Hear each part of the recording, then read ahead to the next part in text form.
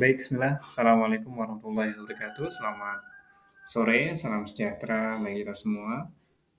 Pada kesempatan kali ini kita akan belajar tentang Standard Operational Procedure atau SOP, bahasanya yang biasa dikenal ya, yaitu terkait dengan prosedur pembuatan nomor induk karyawan atau NIK. Di mana ketika kita meng-hire ya, karyawan, ketika kita merekrut karyawan, itu kita akan memberikan nomor ya setelah mereka dinyatakan lolos dan disuruh bekerja gitu ya. Tujuan dan maksudnya di sini adalah untuk setiap karyawan perusahaan harus mempunyai NIK ya. Kenapa? Karena sebagai nomor identitas atau number ya, nomor unik gitu ya. Nah, karena di NIK ini nanti kita bisa tahu nih tahun masuknya berapa, tahun berapa dia masuk, bulannya berapa dan seterusnya.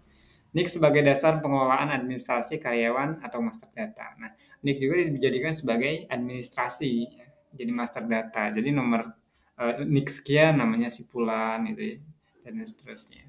Sasarannya tentu ya kemudahan dan kelancaran proses administrasi karyawan di personalia atau di HRD lah bahasanya ya. Penanggung jawab Departemen Sumber Daya Manusia atau HRD ya.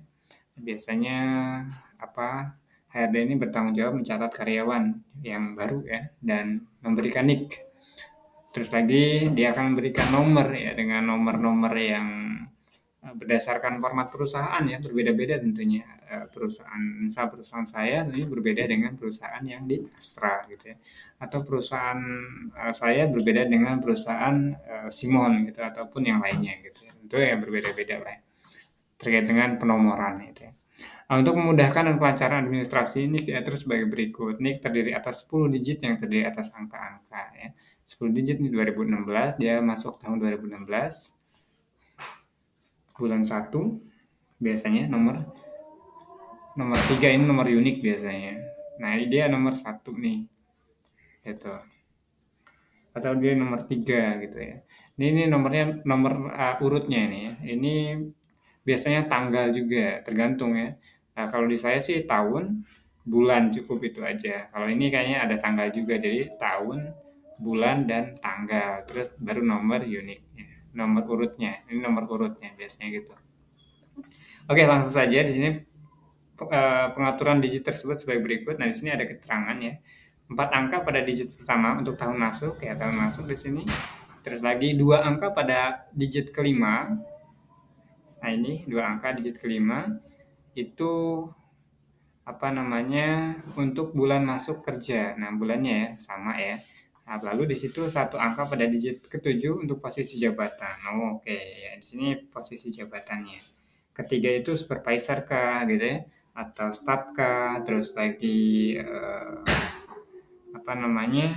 kepala bidang atau manajer gitu ya, atau dan seterusnya. Terus 3 angka pada digit ke-8 itu nomor urut ya, nomor urut saat masuk gitu ya. Misal di tahun apa namanya di bulan ini, di bulan misal di bulan Januari ini berarti misal ada 10 berarti nomor urutnya dari 1 sampai 10 tuh gitu. Nanti ada baru lagi nih bulan biasanya ini per tahun sih ya bahasanya tuh. Kan ini bulan nih. Biasanya per tahun sih. Biasanya sih gitu ya. Jadi ini bulan dulu, baru ini urut. Biasanya gitu sih. Jadi setiap acuannya adalah bulan gitu. Jadi kita bisa tahu nanti itu, oh dia tuh masuk bulan 1 gitu. Ternyata bulan 1 itu ada berapa orang, nanti disesuaikan. Oke, lanjut di sini urutan kerja tentunya. HRD melengkapi data karyawan yang diterima kerja ya ketika seseorang diterima kerja biasanya kan ada persyaratan ya. Nah, persyaratan itu atau data lah bahasanya. Data itu dijadikan acuan ya untuk namanya gitu ya. Dan seterusnya untuk dibuatkan di database ya. Database itu ya data rekapan gitu ya, rekapan pegawai gitu ya. Lalu membuat kontrak kerja ini HRD kepada pegawai yang diterima. Nah, jadi nantinya HRD ini membuat kontrak kerja nih ya antara dua belah pihak ya, antara pegawai dan si perusahaan. Membuat data karyawan per departemen dan status karyawan. Nah, ini urutan kerja itu membuat data. Nah, nanti si HRD mendata juga tuh Ya misalnya si ini masuknya di apa? Di departemen produksi misalnya. Satu lagi masuk di departemen apa? Ini kan ada nomor unit di sini.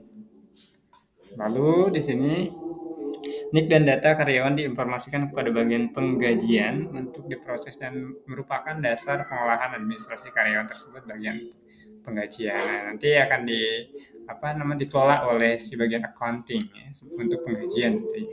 Nah, dasarnya begitu ya. Kalau kita lihat di sini ya cukup begitu saja. Saya rasa cukup teman-teman ya terkait dengan SOP apa namanya prosedur pembuatan nomor induk. Demikian terima kasih. Tetap semangat ya meskipun di bulan puasa teman-teman dan mari upgrade diri kita. Terima kasih.